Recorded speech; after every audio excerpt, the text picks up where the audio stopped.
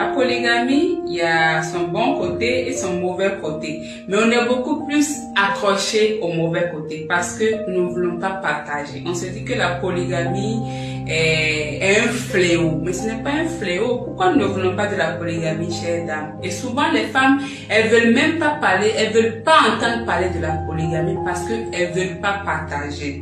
Mais on ignore que le partage aussi, c'est une qualité. Il faut apprendre à partager. Mais pourquoi farouchement on est contre la polygamie? On se dit que la polygamie, il n'y a pas lieu d'être polygame. Je pense que quand on ne supporte pas quelque chose, on laisse cette chose.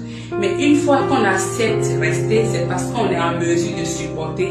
On est en mesure d'accepter le pour et le contre. Mais dit radicalement que ce n'est pas possible.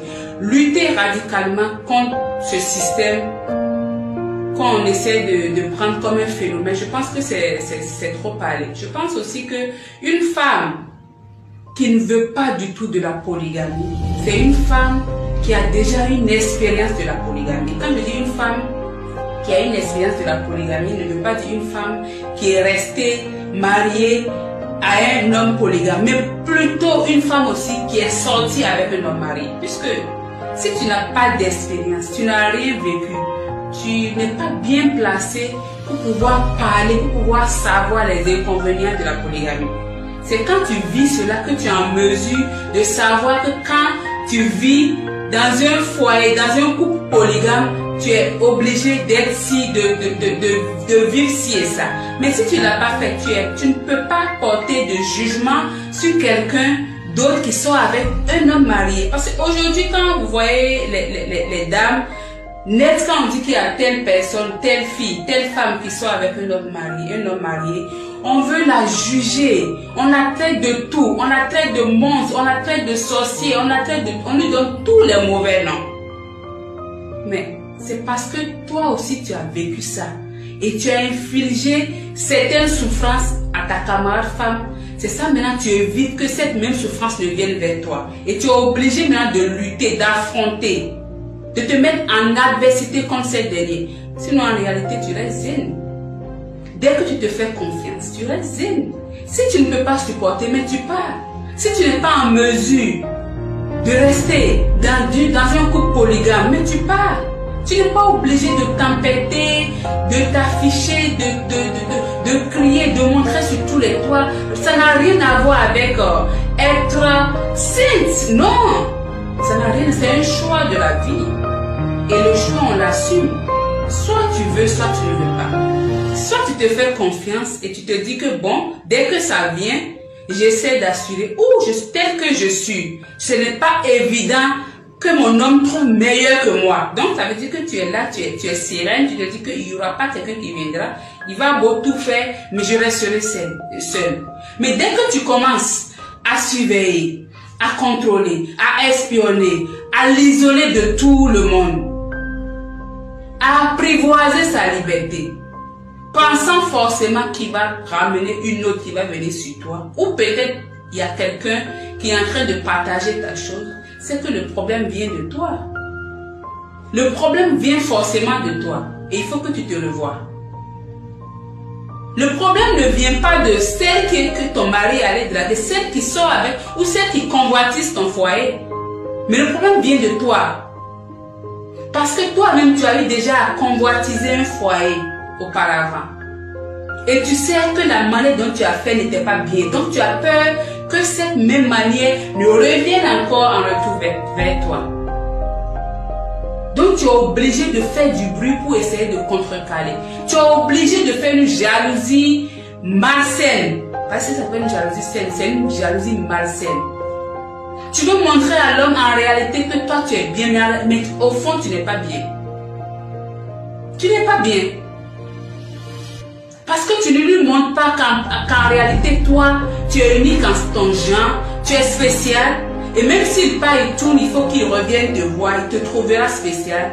Mais tu lui montres que toi, tu as peur. Tu ne peux pas, tu sais que quelqu'un d'autre est meilleur que toi. Mais c'est parce que tu sais qu'il y a quelqu'un d'autre qui est meilleur que toi. Tu sais forcément que quelqu'un d'autre est meilleur que toi. Donc tu sais que ce n'est pas ta place. Au moment où dans certaines cultures, dans certains pays, les gens sont en train de valoriser la polygamie, en train d'instaurer la polygamie, le partage. Mais nous, on est en train de lutter intellectuellement contre cette polygamie, en train de lutter physiquement, une lutte sans fin contre la polygamie. On peut aimer souffrance comme ça. On peut aimer souffrir inutilement comme ça. On peut ne pas être fier de soi et puis se dire, il faut être à la course de d'autres personnes pour savoir s'il n'y a pas quelqu'un qui va venir prendre ma place. Mais si tu ne peux pas, tu quittes, tu pars. Mais si tu peux, tu restes. Mais quand même, il faut montrer que toi, là où tu es là, tu es tellement bien que ce n'est pas évident que ton homme aille voir quelqu'un de mieux que toi.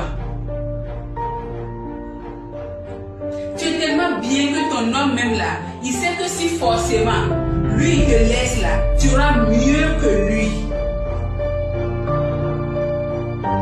Mais vous passez tout votre temps à insulter vos camarades filles, comme si c'est elles qui forcent pour sortir avec vos maris. Vous ne cherchez pas à savoir si ce sont vos hommes même qui sont allés vers elles. Vous ne luttez pas avec vos hommes, mais vous luttez avec vos camarades filles. Et vous les traitez de tout. Mais la solidarité féminine est où? Où on se dit forcément que c'est la femme qui est la sorcière dans le jeu, qui est la mauvaise dans le jeu. Il faut apprendre à partager. Partageons, partageons. Limitons nos dégâts, nos stress. Si tu as fait là, on va te faire. Si tu n'as pas fait, on ne te fera pas. Ça ne te dira rien. Même si on te fait là, tu ne vas pas sentir. Mais si tu as fait, tu vas sentir la douleur. Et tu dois être psychologiquement prête à recevoir. Donc si tu es prête, ça ne va pas être une douleur pour toi, mais tu vas te dire simplement que c'est comme ça est. Et puis tu te passes là-dessus simplement. Acceptez seulement que vous les femmes là, vous qui passez tout votre temps à espionner vos maris, à faire une jalousie possessive démesurée là, c'est parce que vous avez déjà eu à faire aussi beaucoup de dégâts. Et vous aviez peur qu'on vous déniche. Vous aviez peur qu'on vous défigure. Vous aviez peur qu'on vous enlève de votre place. Vous vous sentez menacé. Sinon, si tu n'es pas menacé, tu es zen, tu es tranquille. Et puis, il y a quoi? Il n'y a rien.